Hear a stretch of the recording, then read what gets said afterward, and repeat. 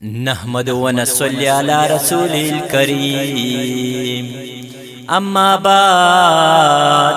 فاعوذ باللہ من الشیطان الرجیم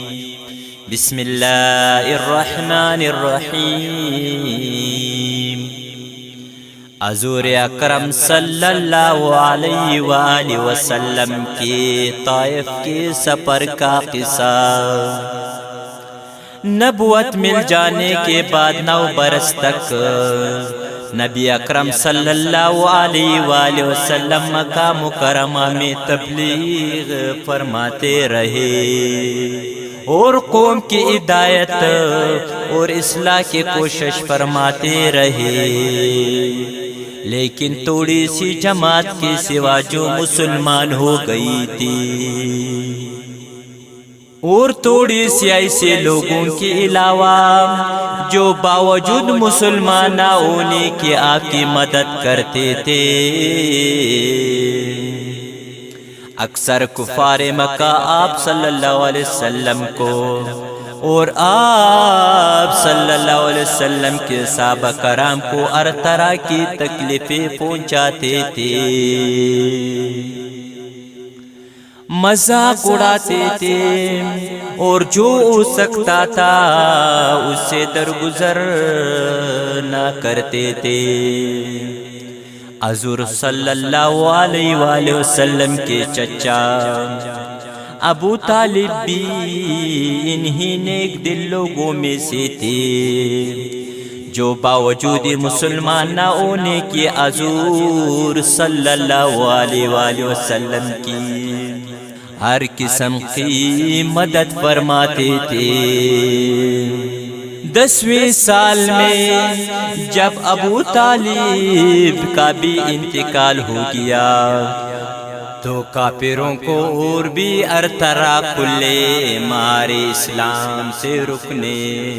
اور مسلمانوں کو تکلیف پہنچانے کا موقع ملا۔ حضور اقدس صلی اللہ علیہ وآلہ وسلم اس خیال سے طائف تشریف لے گئے کہ وہاں قبیلہ ثقیف کی بڑی جماعت ہے، اگر وہ قبیلہ مسلمان ہو جائے تو مسلمانوں کو ان تکلیفوں سے نجات ملے اور دن کے پھیلانے کی بنیاد پڑ جائے۔ وہاں پہنچ کر قبیلہ کے 3 سرداروں سے جو بڑے درجے کے سمجھے جاتے تھے گفتگو فرمائی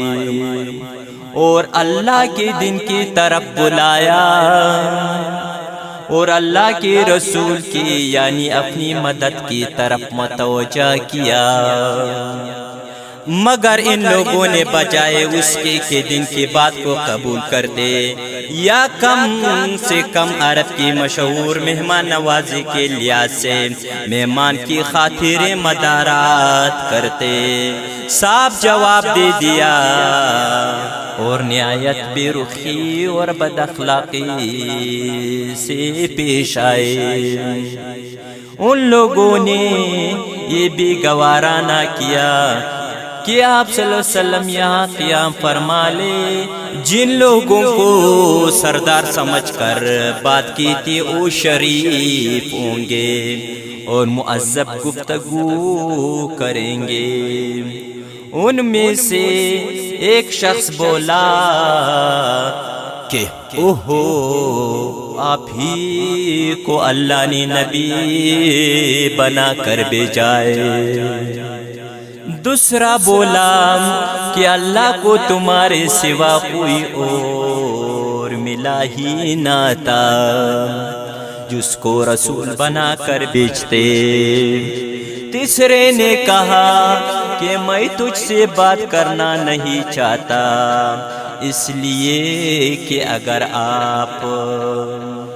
اگر تو واقعی نبی ہے جیسا کہ دعویٰ ہے تو تیری بات سے انکار کر دینا مصیبت سے خالی نہیں، اور اگر جھوٹ ہے تو میں ایسے شخص سے بات نہیں کرنا چاہتا۔ اس کے بعد ان لوگوں سے نا امید ہو کر حضور اکرم صلی اللہ علیہ وآلہ وسلم نے اور لوگوں سے بات کرنے کا ارادہ فرما کہ آپ تو ہمت اور استقلال کے پہاڑ تھے، مگر کسی نے بھی قبول نہ کیا، بلکہ بجائے قبول کرنے کی حضور صلی اللہ علیہ وآلہ وسلم سے کہا کہ ہمارے شہر سے فوراً نکل جاؤ اور جہاں تمہاری چاہت کی جگہ ہو وہاں چلے جاؤ۔ حضور اکرم صلی اللہ علیہ وآلہ وسلم جب ان سے بالکل مایوس ہو کر واپس ہونے لگے تو ان لوگوں نے شیر کے لڑکوں کو پیچھے لگا دیا کہ آپ صلی اللہ علیہ وآلہ وسلم کا مذاق اڑائیں، تالیاں پیٹیں، پتھر مارے، حتیٰ کہ آپ کے جوتے خون کے جاری ہونے سے رنگین ہو گئے۔ حضور اقدس صلی اللہ علیہ وآلہ وسلم اسی حالت میں واپس ہوئے۔ جب راستہ میں ایک جگہ ان شریروں سے اطمینان ہوا تو حضور صلی اللہ علیہ وآلہ وسلم نے یہ دعا مانگی، یا اللہ تجھ سے شکایت کرتا ہوں، میں اپنی کمزوری اور بے کسی کی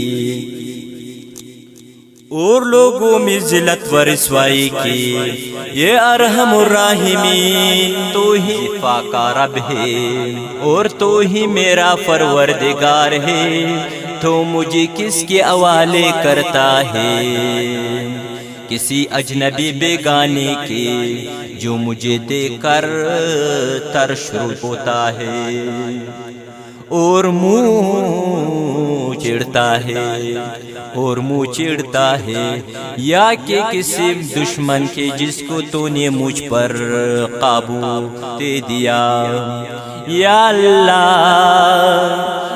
اللہ اگر تم مجھ سے ناراض نہیں تو مجھے کسی کی بھی پرواہ نہیں، تیری حفاظت مجھے کافی ہے، میں تیرے چہرے کے اس نور کے طفیل جس سے تمام اندھیریاں روشن ہو گئی اور جس سے دنیا اور آخرت کے سارے کام درست ہو جاتے ہیں، اس بات سے پناہ مانگتا ہوں کہ مجھ پر تیرا غصہ ہو یا تو مجھ سے ناراض ہو۔ تیری ناراضگی کا اس وقت تک دور کرنا ضروری ہے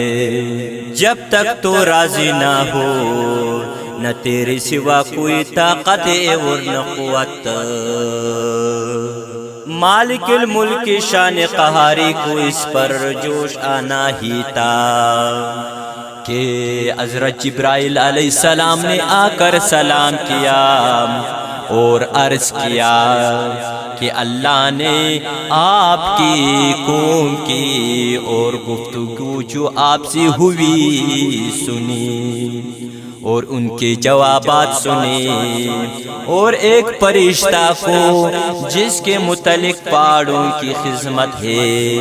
آپ کے پاس بھیجا ہے کہ آپ جو چاہیں اس کو حکم دیں۔ اس کے بعد اس فرشتہ نے سلام کیا اور عرض کیا کہ جو ارشاد ہو میں اس کی تکمیل کروں، اگر ارشاد ہو تو دونوں جانب کے پہاڑوں کو ملا دوں جس سے یہ سب درمیان میں کچل جائیں، اور جو سزا آپ تجویز فرمائیں۔ حضور صلی اللہ علیہ وسلم کی رحیم و کریم ذات نے جواب دیا کہ میں اللہ سے امید رکھتا ہوں کہ میں اللہ سے امید رکھتا ہوں کہ اگر یہ مسلمان نہیں ہوئے تو ان کی اولاد میں سے ایسے لوگ پیدا ہوں جو اللہ کی پرستش کریں اور اس کی عبادت کریں۔ یہ ہے اخلاق اس کریم ذات کے جس کے ہم لوگ نام نوا ہیں کہ ہم ذرا سی تکلیف سے کسی کی معمولی سی گالی دینے سے ایسے بھڑک جاتے ہیں کہ پھر عمر بھر اس کا بدلہ نہیں اترتا، ظلم پہ ظلم اس پر کرتے رہتے ہیں اور دعویٰ کرتے ہیں اپنے محمدی ہونے کا،